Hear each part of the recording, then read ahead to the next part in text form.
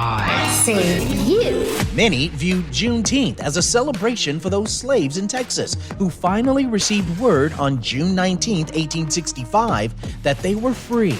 In 2021, Juneteenth was made a national holiday. But a year later, some scholars are now questioning that move.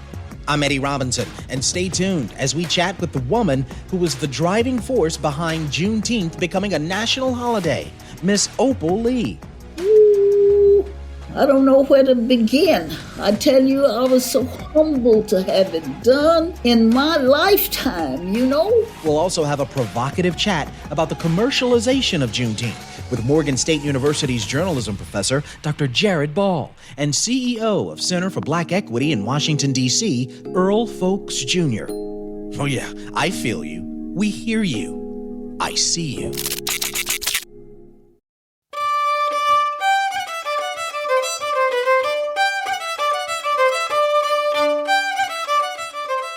It's ICU. I'm Eddie Robinson. I remember, the time to give them a big dinner, on the 19th. Is that right? On the 19th, that's called, they said give them a big dinner on the 19th. But now we didn't know. I'll tell you, I don't hide the other side of the folks, freedom. We didn't know. They just thought, just feeding us, Just had a long table. And just had just little everything you want to eat, and drink, And they said that was on the 19th. And everything we wanted to eat and drink. Well, see, I didn't know what that was for. That was the voice of Laura Smalley. She was a slave at a plantation in Hempstead, Texas. That recording was from 1941, and she was talking about June 19th, when her slave masters brought them together for a big meal. They had no idea that they were free. And ICU is so fortunate to bring you a special edition that honors Juneteenth. It's now a national holiday, and it marks the day of June 19th, 1865, when federal troops arrived in Galveston, Texas, to inform those who were still enslaved that the war was finally over. The Union soldiers had won, and that those who were enslaved were indeed free. Some 2 years after President Abraham Lincoln signed the Emancipation Proclamation. Now, many slave owners in Confederate states chose not to tell their slaves about the proclamation. And they got away with it because Union soldiers weren't large enough to enforce emancipation in southern states. Okay, look, we're hoping not to turn this episode into a history class, but in essence, here we are years later, 2022, still grappling with the notions of freedom and justice for all. And with that being said, we're looking to learn more about how this day of Juneteenth is celebrated, contemplated, interpreted as a result of this national holiday status. The state of Texas was one of the last strongholds of the South, and to end slavery, it had a lot to do with economics. Hold that thought as we maneuver through this special edition of ICU. And in recent years, Juneteenth has sort of regained its popularity and interest among African Americans in particular. Texas became the first state to recognize June 19th, or Jubilee Day, as a state holiday back in 1980 with the help of the late state representative Al Edwards.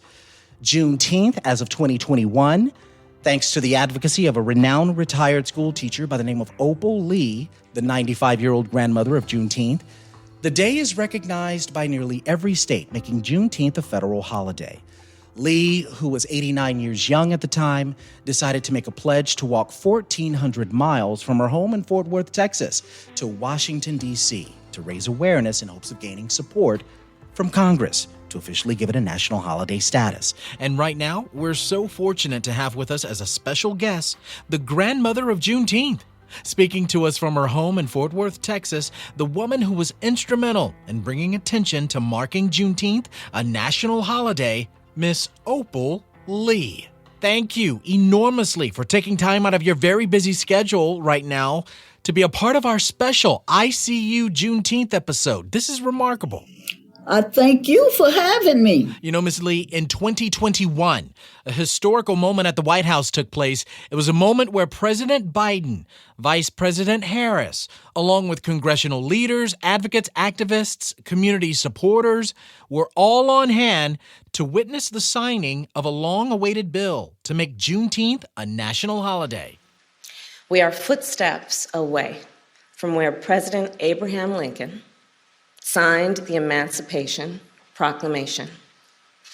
And we are here to witness President Joe Biden establish Juneteenth as a national holiday. We have come far, and we have far to go, but today is a day of celebration. It is not only a day of pride, it is also a day for us to reaffirm and rededicate ourselves to action. And with that, I say, happy Juneteenth, everybody. And with that, I introduce the President of the United States, Joe Biden. Describe for our listeners how you were able to cover some 1,400 miles from your home in Fort Worth, Texas, to Washington, D.C., to raise awareness and draw attention to your idea of making Juneteenth a national holiday. I gotta tell you one thing. I repeat, I did not walk 1,400 miles.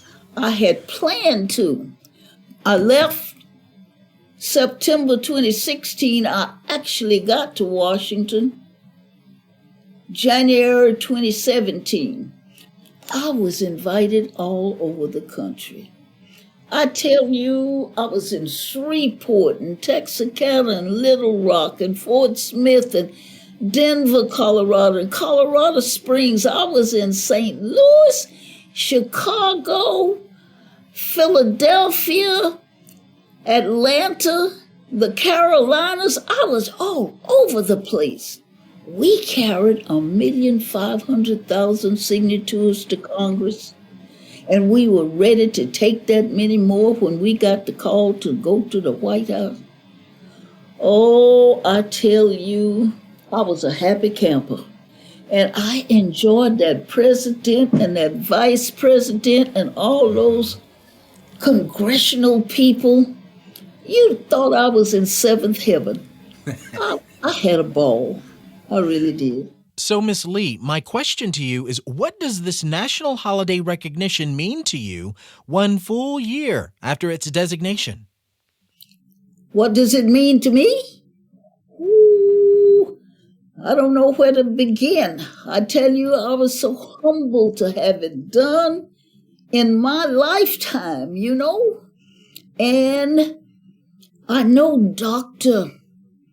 Ronald Myers, who was responsible for, I guess you say, giving me the bug, who was instrumental in my learning about why Juneteenth should be a national holiday. And so I guess he's kind of looking down and saying, hey, you got it done, did you? But it was a team effort. There's a lot of people who were involved in making Juneteenth a national holiday. You know what? There are those who understand the celebratory aspect of Juneteenth, but then there are others who feel a bit upset, Miss Lee, defeated, discouraged, discontent about how African Americans are still being oppressed, where racial discrimination, white supremacy, social injustices still exist. What do you say to those who feel angry, who are frustrated that we are still not free? Well, I'd like to meet some of them, and I'd like to turn that anger into something else, because that's what needs to be done. And what I say to young people, and anybody is a young person if they're not 95, I tell them, it's left up to you to change somebody's mind, and their minds can be changed. Those people who are angry and want to hate, they can be changed so that they love people. And what I say is, if you know one of them, and they seem to be a lot of them, let's change their minds. It's not going to happen in a day. You're going to have to work at it. But I think that if we carried 1,500,000 signatures to Congress, and we were prepared to take that many when we got the call to go to the White House, don't you know 3 million people can turn this country around? And we need to be about the business of giving them an agenda. Now, did you hear about the Walmart Juneteenth story, where Walmart ended up having to apologize for selling Juneteenth ice cream under its own in-store label? Were you aware of that story? And if so, what are your thoughts surrounding that whole incident? I'm not sure that I've heard the story. What I have heard is that Walmart has its Juneteenth ice cream. And I think what they should have done was to contact the National Juneteenth Observance Foundation and ask those people what type of ice cream or what they should have done, and they should have made them a part of the proceeds or something. You know, we are a nation, and when we get our hands on something, this is going to blow up, and everybody's going to have him some T-shirts and ice cream and barbecue and anything you can name with a Juneteenth name attached. We shouldn't get upset about it. Just work with the people and see that they help us with the cause we have of making people free. And we're not free yet. We've got a long way to go. And so their monies could help us with these things that they are bringing to the public. That's what I got to say. You're listening to I See You. I'm Eddie Robinson, and we're speaking with the grandmother of Juneteenth, Miss Opal Lee. You know, Miss Lee, my favorite thing about Juneteenth is celebrating the music of African Americans, especially during the month of June, with it being Black Music Month. And so when Juneteenth rolls around, I have to ensure I get my fair share of listening to some wonderful, amazing gospel music. So, Miss Lee, tell us, what's your favorite thing about Juneteenth? Oh, son, you'd be here all day hearing about it. I love June. Ooh. But I think it's the togetherness. When people can get together and do something positive, I think that the world ought to know about it. And so, do you know what we're doing for Juneteenth this time? We are going to have a walk. We're going to all start walking 2.5 miles to make people aware that the enslaved didn't know for 2.5 years that they were free. When a people know what happened, then they can do something about it. So, hey, we're going to get it on. And we're going to do a lot of other things for Juneteenth, too. The children say off the chain. And so this year, we were at Reverend McKissick's church in Arlington, the gospel, the preaching. Mm-hmm. He got up and he said to the audience, I can do you a sermon in 45 minutes, but I got a young man who can do it in 15. And he put that young man up there, and we were out of our seats. Ooh. The child preach.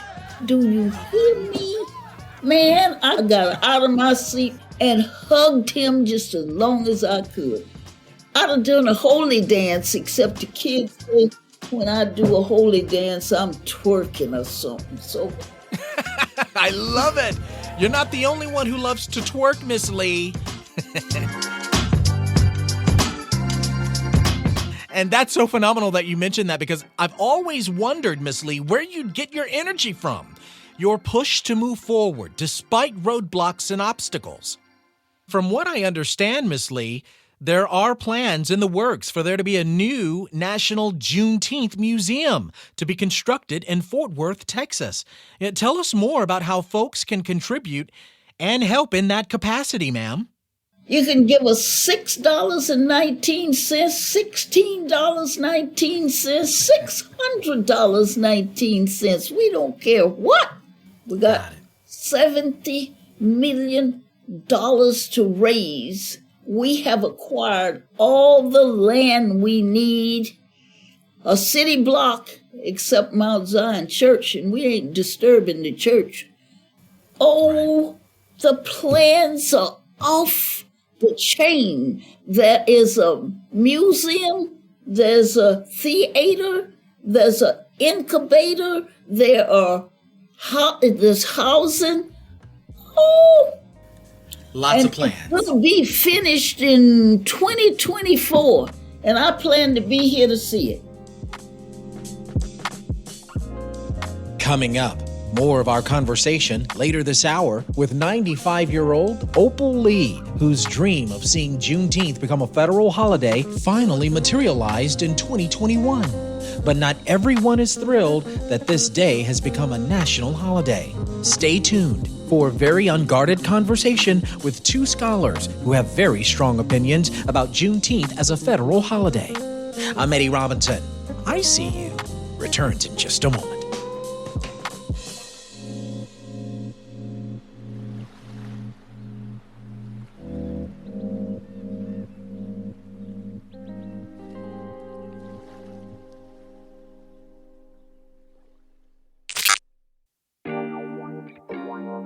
If you're enjoying this program, please be sure to subscribe to our podcast, I See You with Eddie Robinson. You can hear all the past episodes and be notified when new episodes are released.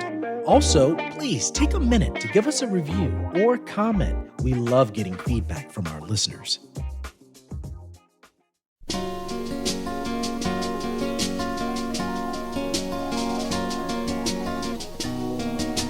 You're listening to I See You. I'm Eddie Robinson. Welcome back to our special Juneteenth episode, and we were just chatting with 95-year-old activist Opal Lee. She called us from her home in Fort Worth, Texas, to help commemorate the cultural event right here on I See You.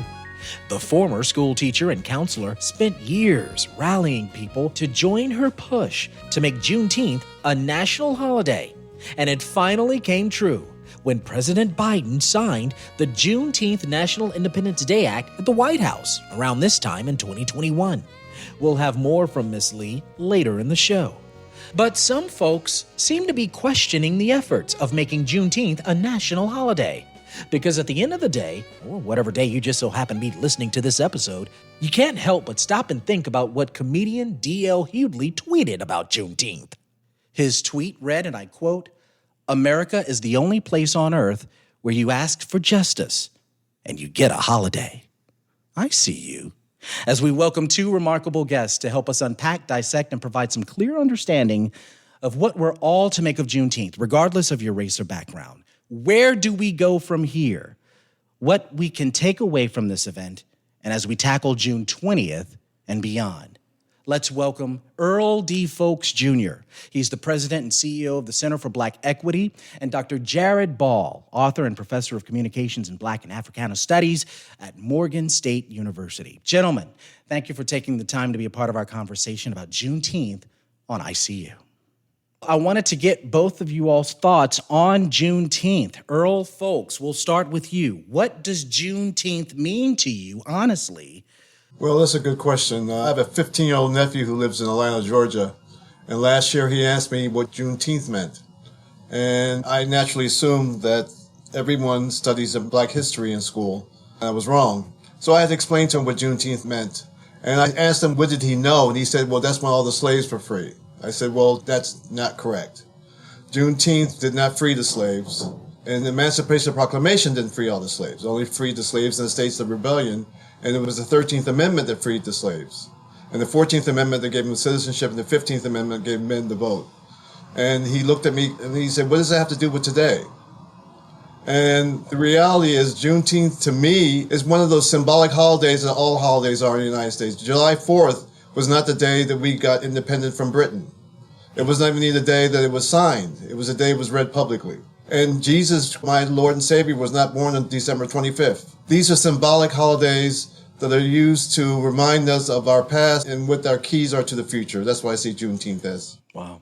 Dr. Ball, what does Juneteenth mean to you? To me, it's meant very little. I mean, I think most honestly, for most who have either grown up, either whether it's the Northeast or just the North in general, or whether so I don't know to what extent it's a Northern Southern thing, or those of us who've been involved in political activism on any level, particularly the radical end of that, the leftward end of that activism, Juneteenth hasn't meant anything. Juneteenth has been either certainly unheralded. So to me, it is largely a renewed attempt to, as D.L. Hughley said, to supplant actual change and liberation with a symbolic holiday. And while the material conditions of the people in question remain unchanged. So, yeah. Right, Dr. Ball. And I'm under the impression, too, that we are looking at Juneteenth on two hands, so to speak. On one hand, there are folks who see this day as Jubilee Day, a moment to take time to celebrate.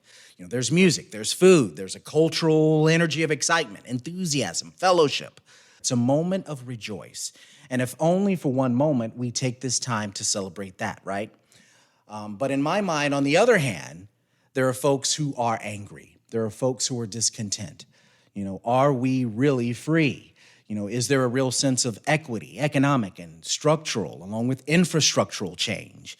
We're still locked away, in my mind, from real opportunities in employment, the job market, leadership roles, real estate and housing.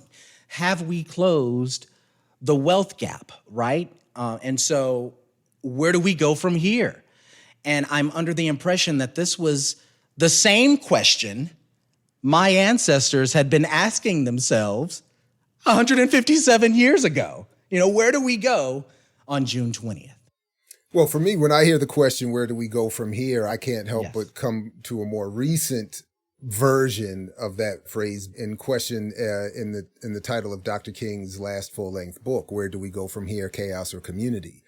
And I think of it because in that book, you get a more clear and honest sense of who Dr. King was, as opposed to the symbolic and false rebranding he has suffered since his assassination, pointing to the fact specifically relative to this question here, that as Dr. King was saying at the end of his own life, so much of what I have sought to participate in accomplishing has not been materialized.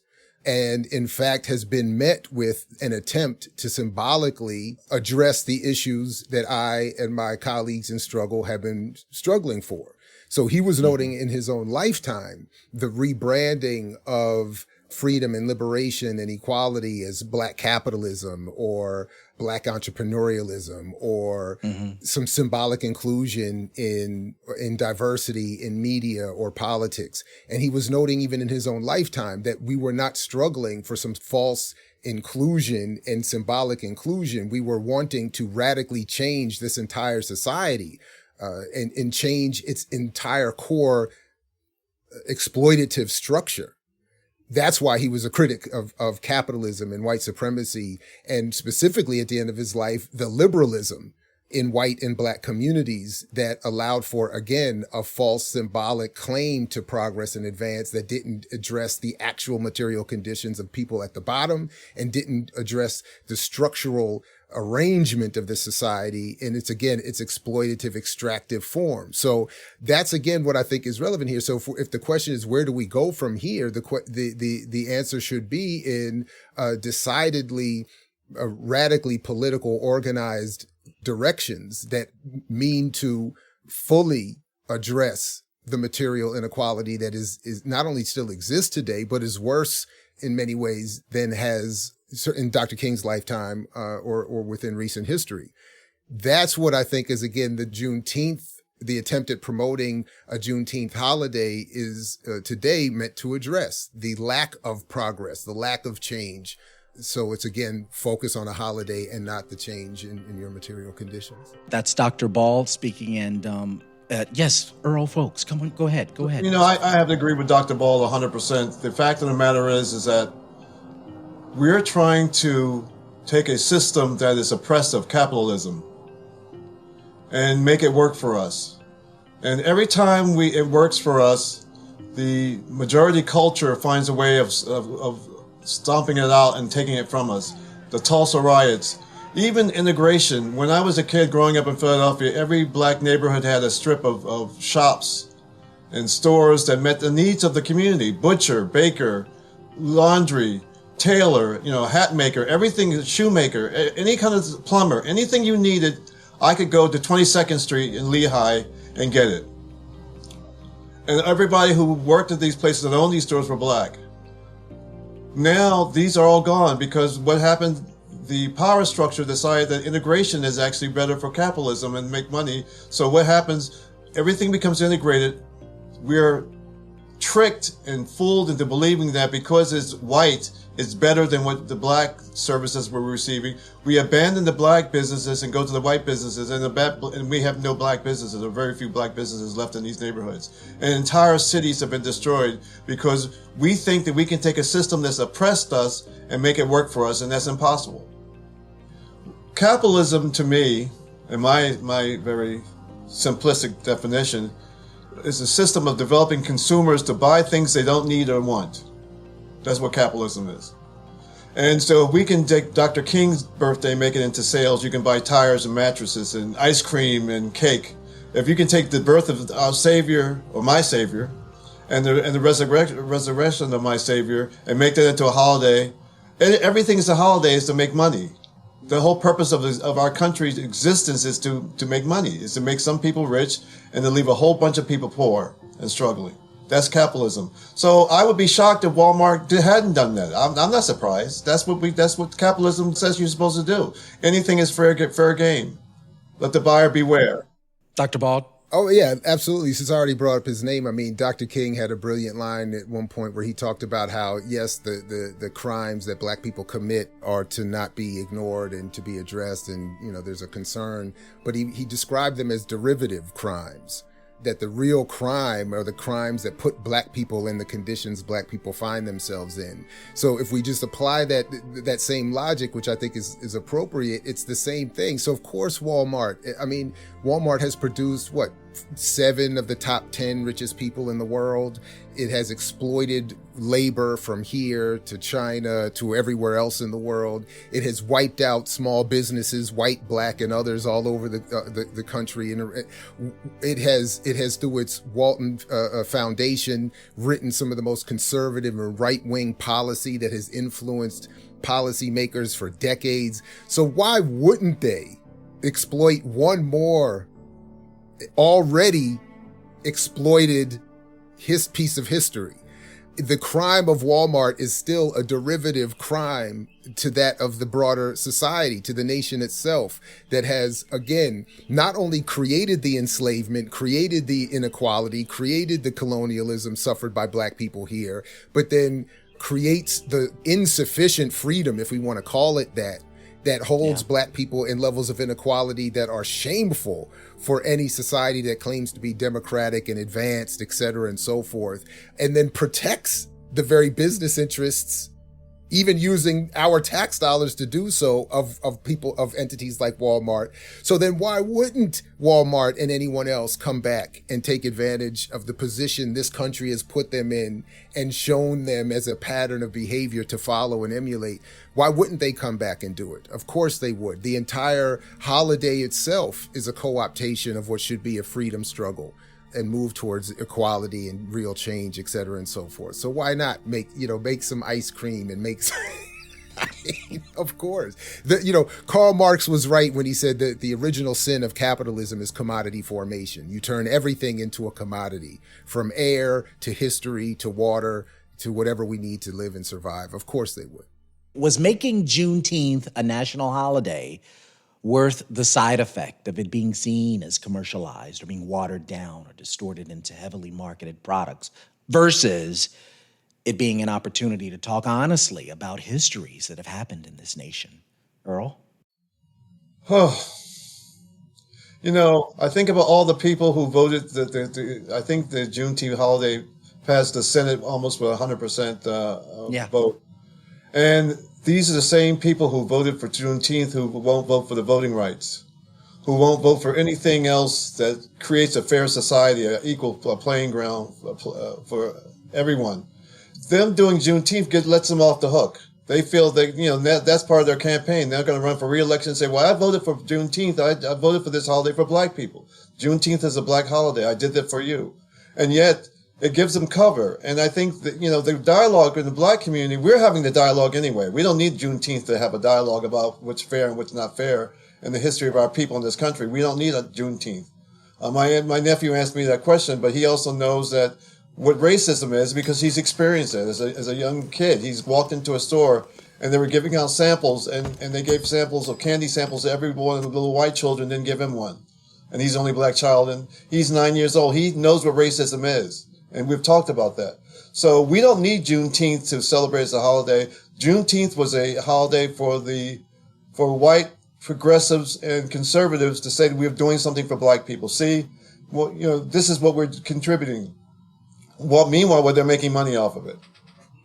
I have to largely agree. I'm not aware of any part of certainly the politicized black world or anywhere else for that matter that has been clamoring for this to be a holiday. What I hear in black communities is we would like police violence to go away. We would like jobs. We would like fair housing. We would like a student debt forgiveness. We would like an end to war. We would, reparations. We would like, healthcare, universal healthcare. These are the things I hear black people and many others talking about and demanding.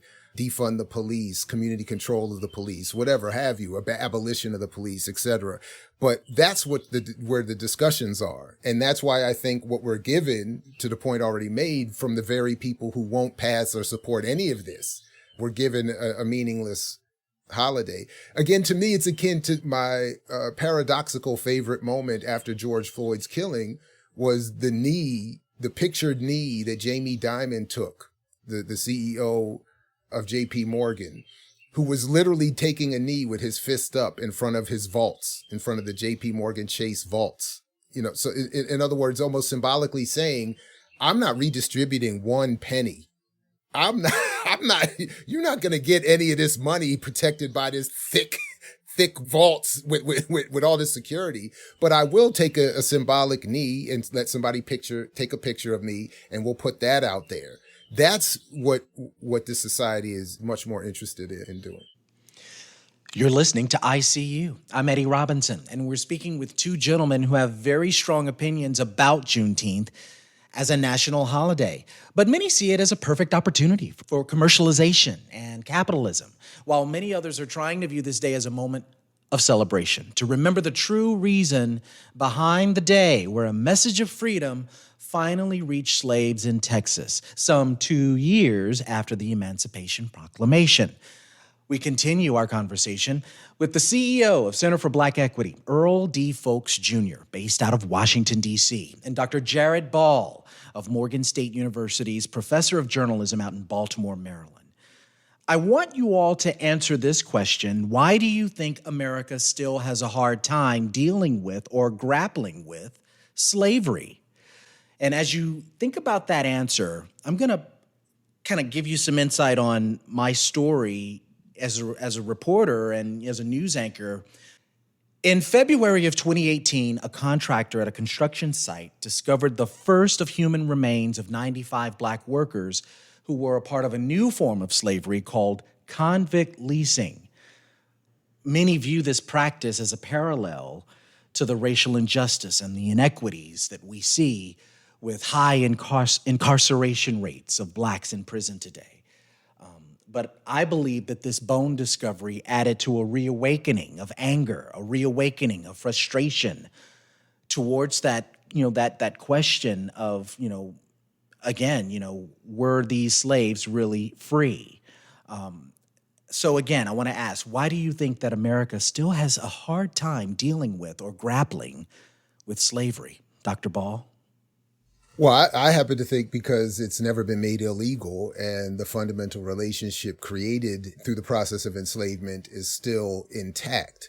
So the 13th Amendment does not end slavery. It just says you must be first convicted of a crime which is why we've seen so much of the comparisons made historically and showing that there are more descendants of Africans held in some form of the prison, parole, probation system than were held at the height of enslavement here in the United States.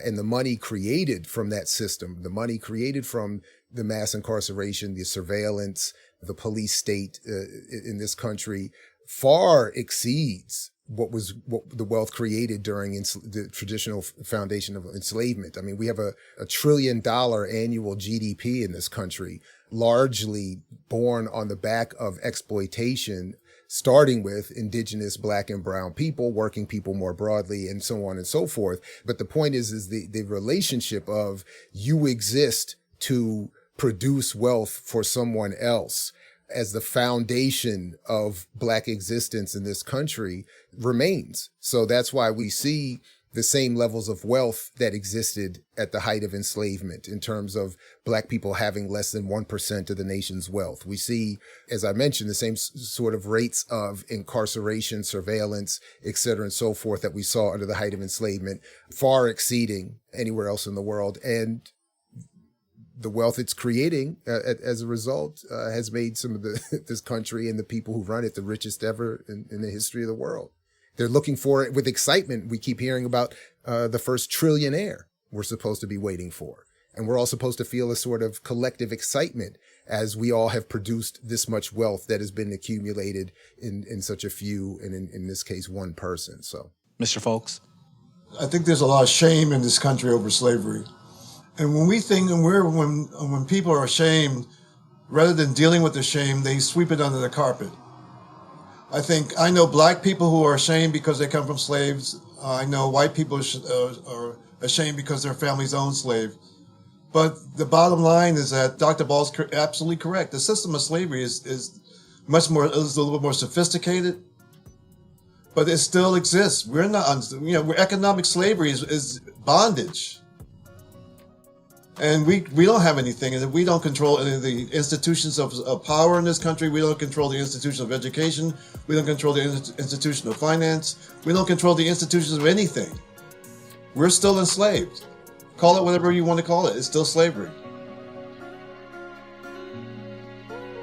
Coming up, more of our intense conversation about the commercialization of Juneteenth with President and CEO of Center for Black Equity, Earl Folks Jr., and Morgan State University's Professor of Journalism, Dr. Jared Ball. And we'll check back in with Miss Opal Lee. The renowned school teacher calls us up from Fort Worth, Texas, to share her remarks about what she's learned throughout her 95 years of living thus far. I'm Eddie Robinson. I see you. We'll be back in just a moment.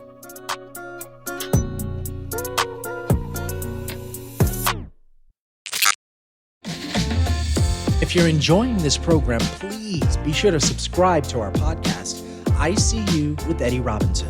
You can hear all the past episodes and be notified when new episodes are released. Also, please take a minute to give us a review or comment. We love getting feedback from our listeners.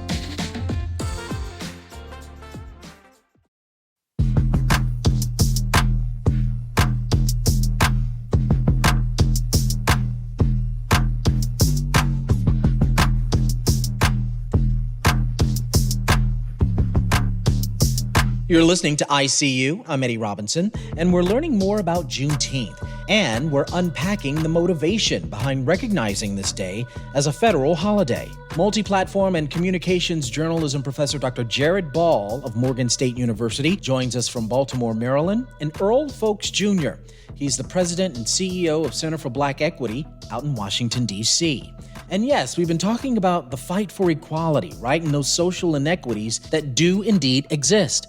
But I can't help but think about the notion of African Americans taking a moment to reflect on the power of the celebratory nature of Juneteenth, and why, to me, that has to be preserved and acknowledged as loud as humanly possible, especially when long-lasting effects of white supremacy has dominated this region, especially in southern states. And it's that spirit of celebration that Juneteenth brings that provides us with that energy to support one another, to live together with one another, to be able to work side by side with one another. But I love what you said, Dr. Ball, when you said you exist to produce wealth for someone else. But in essence, our Black culture has so much wealth. I mean, look, June is Black Music Month. And, it's a time where we see Black culture, in today's popular music, which I think is influencing other musicians who are non-Black.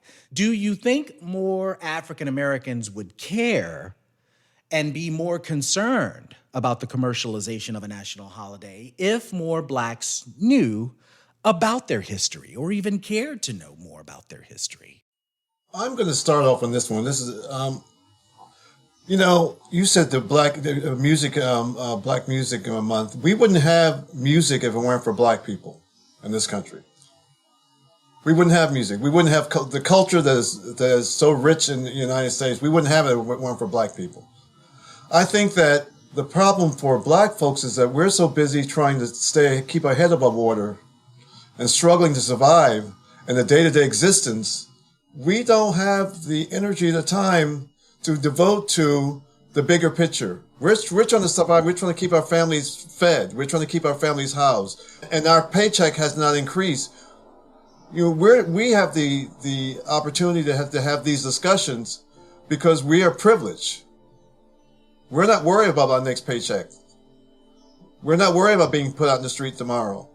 We're not worried about where we're going to get our next meal from, how we're going to get medical care, how we're going to, our family has COVID-19, how we're going to get testing, how we're going to get the medicine, the vaccine to prevent it, and the medicines to not make it so bad.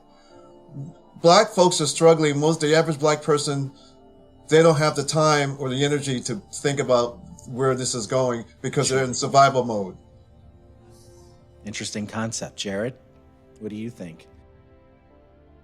Well, certainly I think that if there was a greater understanding of history, many things would change. Everyone's patterns of behavior would change, I tend to think.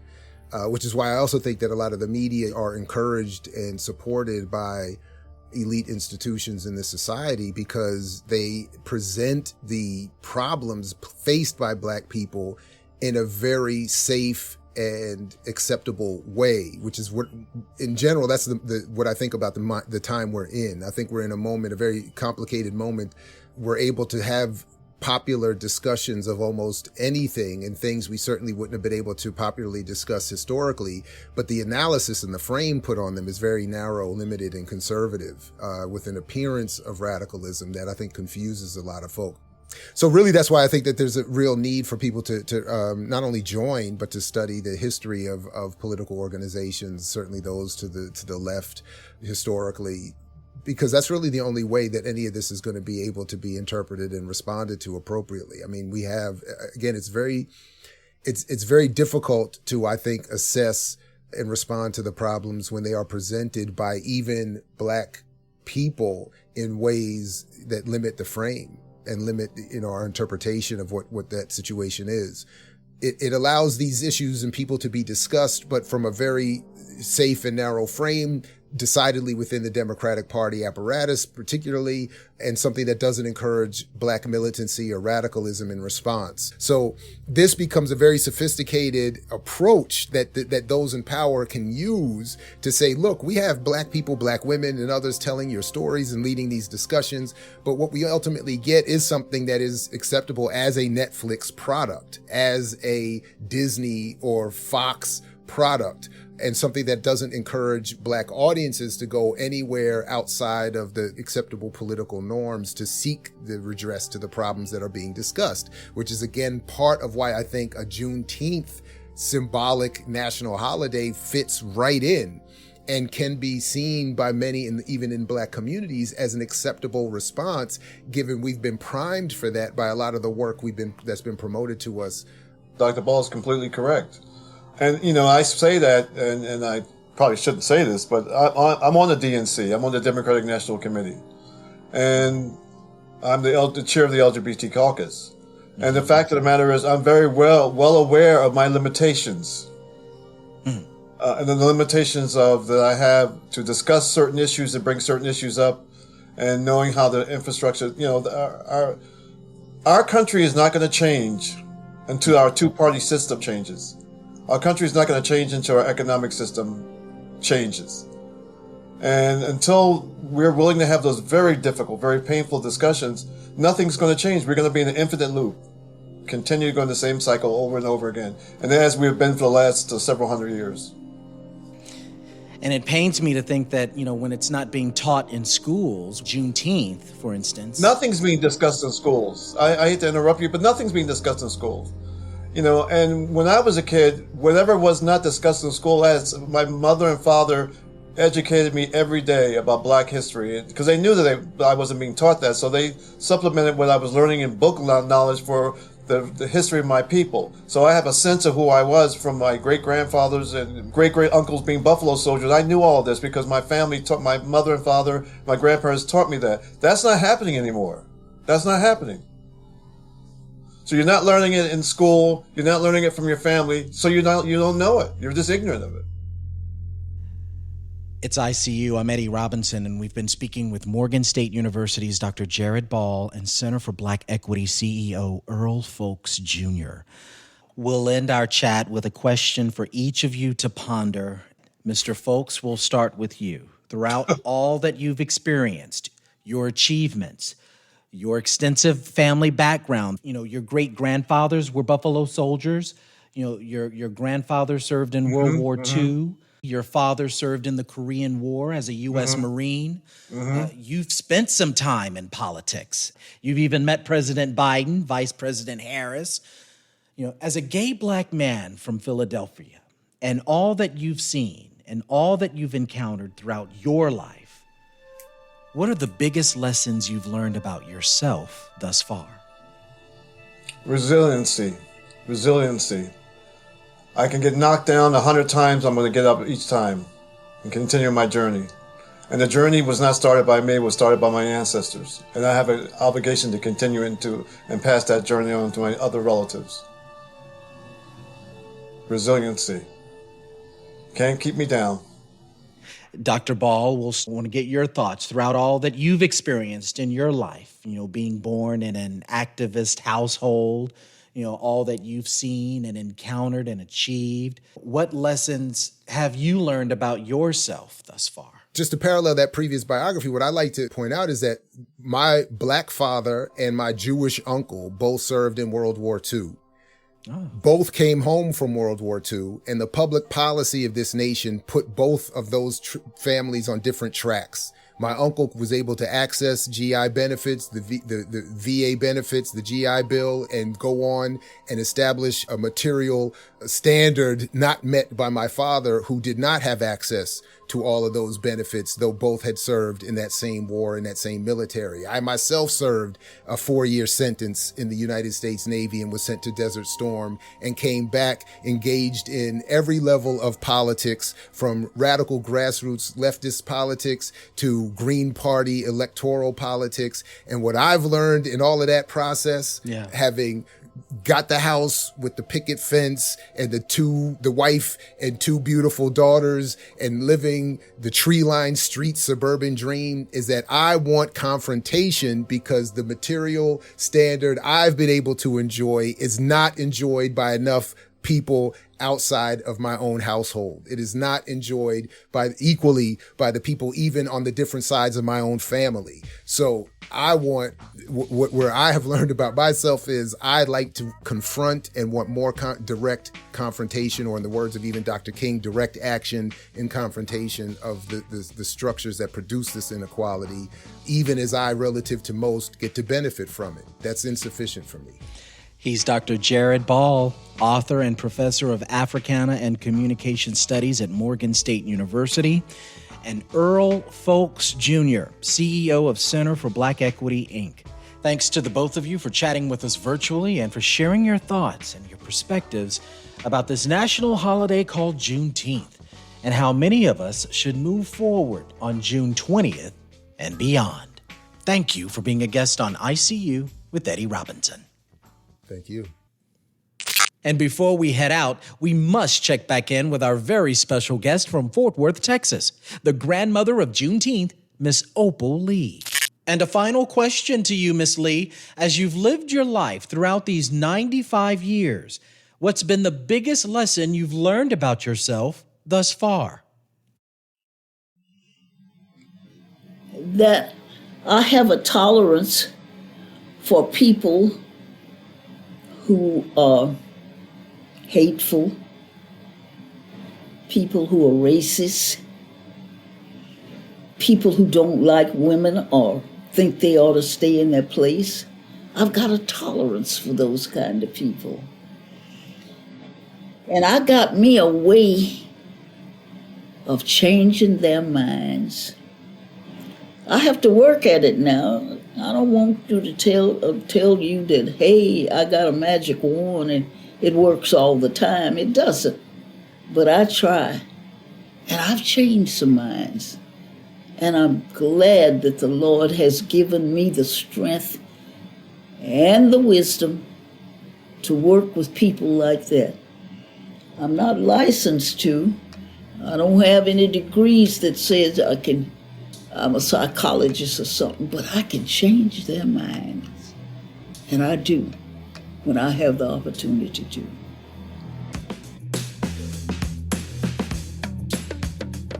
She's the grandmother of Juneteenth, Miss Opal Lee.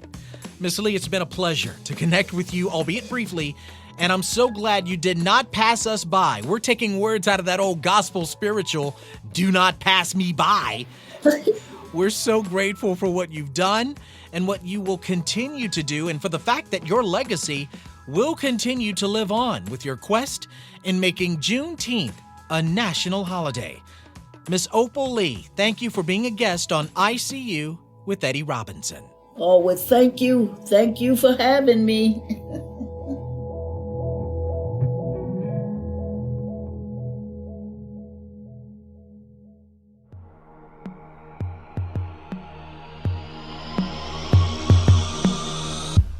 Our team includes technical director Todd Holzlander, producer Laura Burks, editors Mark DeClaudio and John Mitchell Good, sound designer Dave McDermott.